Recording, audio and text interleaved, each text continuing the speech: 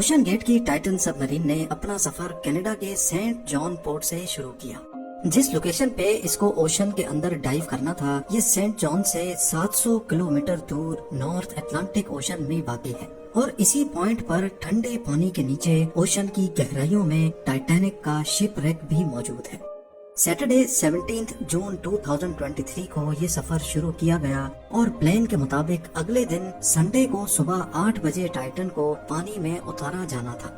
आपको यहाँ बताते चले कि डाइव से पहले टाइटन में एक मसला नोटिस किया गया था, लेकिन उसके बावजूद भी अपनी जान दांव पर लगाकर इसको ओशन में उतार दिया गया। वो क्या मसला था और आखिर पता होने के बावजूद भी ये खतरा क्यों मोल लिया गया? नाज़रीन, इस सफर में टोटल 5 लोग मौजूद थे, जिसमें एक्शन एविएशन के फाउंडर हार्निश हार्डिंग भी मौजूद थे। इन्होंने जेफ बेजोस के साथ स्पेस में भी ट्रेवल किया था। दूसरे नंबर पे स्टॉकटन रश, जो ओशन गेट के CEO भी थे। ये अमेरिकन कंपनी ओशन टूरिज्म के लिए सबमर्सिबल्स फराहम करती है। तीसरे नंबर पे 77 साला पॉल हेनरी थे, जिन्होंने पहले भी टाइटैनिक को विजिट किया था। ये शिप रैक के एक्सपर्ट थे और इनको टाइटैनिक के बिखरे हुए पार्ट्स की काफी जानकारी थी। और आखिर में पाकिस्तानी बिजनेस टाइकून शहजादा दाऊद अपने बेटे सुलेमान के साथ इसी सबमरीन का हिस्सा थे।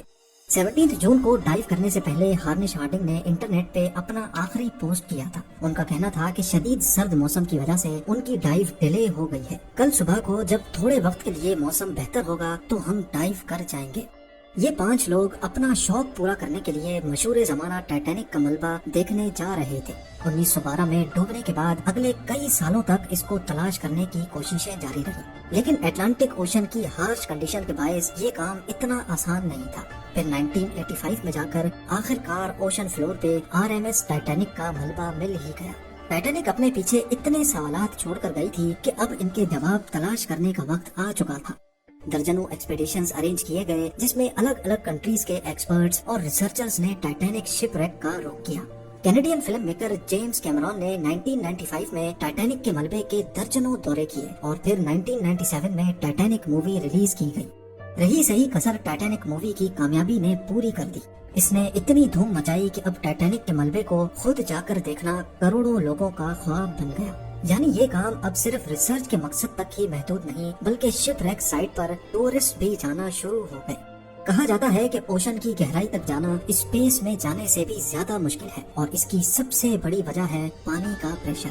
टाइटैनिक शिप रैक समंदर की सतह से 4000 मीटर यानी 4 किलोमीटर नीचे है। इस गहराई को इमेजिन करना हो तो आप बुर्ज खलीफा को देखें और समझ लें कि टाइटैनिक का मलबा समंदर में करीब 5 टाइम्स बुर्ज खलीफा की हाइट जितना नीचे है। इस गहराई में पानी का प्रेशर 5800 PSI होता है। ये उतना ही प्रेशर होगा कि इंसान के पूरे जिस्म पर नहीं, बल्कि सिर्फ 1 स्क्वायर इंच के हिस्से पर एक पूरा हाथी खड़ा कर दिया जाए। तो अब आप अंदाजा लगा लें कि एक सबमरीन में कितने स्क्वायर इंच होंगे और उस पर कितना ज्यादा प्रेशर पड़ता होगा। खैर, संडे 18 जून 2023 दोपहर को 12 बजे सबमरीन का सफर स्टार्ट हुआ। नॉर्मली टाइटैनिक तक पहुंचने में 2 घंटे लगते हैं, लेकिन 1 घंटे 45 मिनटों के बाद ही मदरशिप पोलर प्रिंस, जो के ऊपर वेट कर रही थी, उनका सबमरीन से राब्ता टूट गया। अगर 2 घंटे टाइटैनिक तक पहुंचने में लगने थे तो सिर्फ 15 मिनट पहले राब्ता टूटने का मतलब है कि सबमरीन टाइटैनिक के काफी करीब पहुंच चुकी होगी। समंदर की इस गहराई में सूरज की रोशनी पहुंचना नामुमकिन है और यहाँ हर वक्त इंतहाई सख्त अंधेरा होता है। इतनी गहराई में वायरलेस सिग्नल का टूटना एक नॉर्मल बात होती है, लिहाजा पहले इस बात को ज्यादा सीरियस नहीं लिया गया। ये पूरा ट्रिप टोटल 7 घंटों का था। 12 बजे से लेकर शाम को 7 बजे इनको वापस लौटना था, लेकिन जब शाम 7 बजे तक भी टाइटन से कोई राब्ता न हुआ और न ही वो वापस लौटी, तो अब ऊपर खड़ी मदरशिप में मौजूद क्रू के पसीने छूटना शुरू हो गए। Canadian research vessel polar Prince ने टाइटन की तलाश शुरू कर दी। 9:40 पे उन्होंने US कोस्ट गार्ड से राब्ता करके मदद तलब की। अगले दिन मंडे को US और कैनेडियन शिप्स और प्लेन्स ने पूरे एरिया में एक प्रॉपर सर्च ऑपरेशन शुरू कर दिया। उन्होंने सिर्फ समंदर की सतह पर ही नहीं, बल्कि सोनार स्कैनिंग की मदद से पानी के अंदर भी अपनी तलाश जारी रखी। इस एरिया में जो कमर्शियल वेसल्स थीं, उनको भी ऑर्डर दे दिया गया कि वो अपनी आंखें खुली रखें। अगले 2 दिनों तक ये तलाश जारी रही, लेकिन टाइटन का कोई अता पता न चल सका। लेकिन फिर एक उम्मीद की किरण नजर आई। وینسڈے 21 جون کو صبح 6 بجے سرچ ٹیم کو پانی کی گہرائیوں میں سے کچھ آوازیں سنائی تھی۔ یہ آوازیں انڈر واٹر ریڈارز کی مدد سے سنی گئی تھی۔ فوراً ROVs کو آواز کی ڈائریکشن میں بھیجا گیا، لیکن اس بار بھی ٹائٹن کی کوئی خبر نہ ملی۔ اب ٹائٹن کو ہمیشہ کے لیے کھو دینے کا ڈر بڑھتا جا رہا تھا، کیونکہ سب مرین میں جتنا آکسیجن تھا وہ صرف 96 گھنٹے یا پھر 4 دنوں تک کا تھا، اور اس وقت تک 4 میں سے 3 دن گزر چکے تھے۔ لیکن US، کینیڈا اور فرانس کی سرچ ٹیمز نے ہمت نہیں ہاری۔ تھرسڈے 22 جون کو دوپہر 12 بجے ROVs کو ٹائٹینک کے ملبے کے پاس بھیجا گیا۔ وہاں پہنچ کر جو دیکھا گیا وہ واقعی دل دہلا دینے والا منظر تھا۔ 3:48 PM پر ROV جو کہ ٹائٹینک کے ملبے کے پاس پہنچ چکی تھی، اس نے ٹائٹن کی دم کا ایک حصہ ٹائٹینک سے صرف 1600 فیٹ دور پڑا ہوا دیکھا۔ جو دیکھنے گئی تھی ٹائٹینک کے ملبے کو، اب اس کا ملبہ ہی پوری دنیا میں ہیڈ لائنز بن گیا۔ اس کا صرف ایک ہی مطلب ہے کہ سب مرین پانی کا پریشر برداشت نہ کر سکی اور سمندر کی گہرائیوں میں ہی پھٹ گئی۔ اس خبر نے پوری دنیا میں جیسے ہلچل سی مچا دی۔ اوشن گیٹ کی سیفٹی پر کئی سوال کھڑے کیے جانے لگے۔ اوشن گیٹ کے CEO اسٹاکٹن رش، جو کہ خود اس واقعے میں اپنی جان گنوا بیٹھے ہیں، انہوں نے 2021 میں کہا تھا کہ وہ جانتے ہیں کہ انہوں نے ٹائٹن کو بناتے وقت کچھ رولز توڑے ہیں، کیونکہ انہوں نے ٹائٹن کو اسٹیل سے نہیں بلکہ ایویشن گریڈ کاربن فائبر سے بنایا ہے۔ پر وہ اس انڈسٹری میں کچھ نئی انوویشنز کرنا چاہتے تھے، تبھی اسٹیل کو ریپلیس کر کے کاربن فائبر کا استعمال کیا گیا تھا۔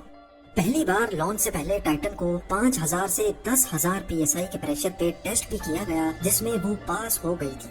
پر ایکسپرٹس کا ماننا ہے کہ اوشن کے اندر ہزاروں قسم کی طاقتیں سب مرین پر پڑتی ہیں، جس میں نہ صرف پریشر بلکہ پانی کا بہاؤ بھی ہوتا ہے، جو کہ لہروں کی وجہ سے پیدا ہوتا ہے۔ اس کے علاوہ اندھیرے کی وجہ سے یہ بھی ہو سکتا ہے کہ کوئی بھاری پتھر یا پھر سمندری مخلوق سب مرین سے ٹکرائی ہو۔